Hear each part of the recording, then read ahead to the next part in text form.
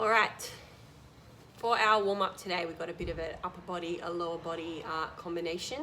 We're going to be doing a Cossack squat, which is a variation of the squat that we haven't yet done, as well as I'm bringing in a push-up variation, which we have not done yet either. No equipment is required. Let's just move through the technique for these two movements. All right, so the Cossack squat is a variation of our regular squat. As I said previously, you're going to start with your feet nice and wide, okay?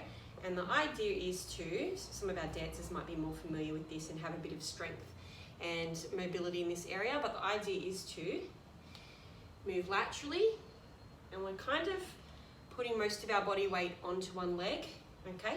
So it's good for mobility, but also it's a good way to develop some single leg strength and some strength in that lateral plane. So you're doing 10 Cossack squats in set 1. Try and go as deep as you can and move as slowly as you can so that you have more time under tension.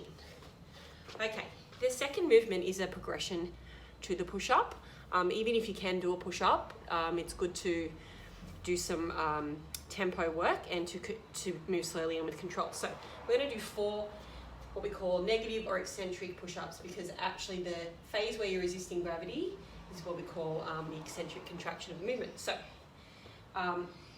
if you're capable, we want to try and do that on a horizontal plane, and we're literally going to place our wrists under our shoulders, okay, and strive to descend with as much control as possible, okay?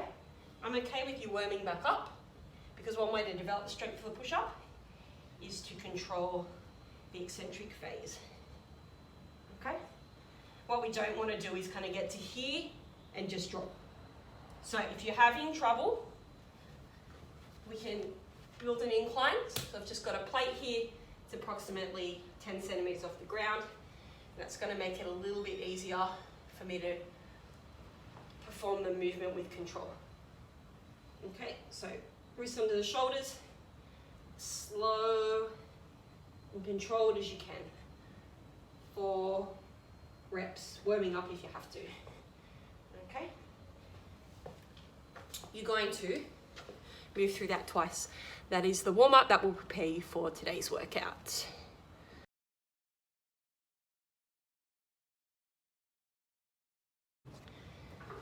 All right, so the workout is a good one, aren't they all? But it has a couple of components, so I just need to explain those to you. You get the opportunity to, again, move in different movement patterns and have that whole body experience. And as a bit of a challenge for you, something to chase down, which is always really good. I think we all like to be accountable to a number or a time, and so you get that opportunity. It's just also good for your mental fortitude. So let me move into explaining this. We've got 4 movements, so I'm going to take you through those and then explain the rep scheme. We've got the backpack squat, so we've done the squat before, and to keep things brief, I won't go through squat technique. You can find that on an earlier video, but we've got a nice 2.5 kilo bag of protein here, which is got a new purpose in my teaching and learning.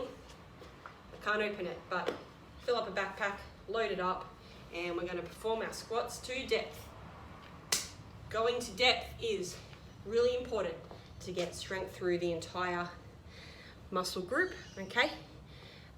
Which will transfer to all other areas of your life, but it's also really, really good for your core, okay? In that position where you're feeling really shaky and uncomfortable, if you go there, your core will benefit, okay? You will be strong, and you'll get those abdominal muscles that many of you are working for in particular ab workouts. You can get it through squatting, so it's very valuable. All right, then we've got our tricep dips, which we've done before. Okay. Trying to keep the glutes close to the box or the chair. Knees bent makes it a bit easier and more sustainable. I think if you have your legs out for this workout, you'll have to break the reps up more. So let's just keep the knees bent so that we can keep moving, which is always key here. The third movement is the sit-up, okay? We've got the butterfly sit-up, so I'm going to show you what this looks like.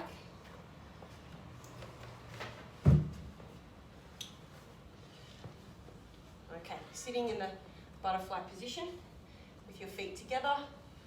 We roll back and touch the ground behind us. We come up and touch our feet. Okay? Must touch the floor behind you, and you must come up and touch your feet. It's really good, again, to work through the full range of the abdominals.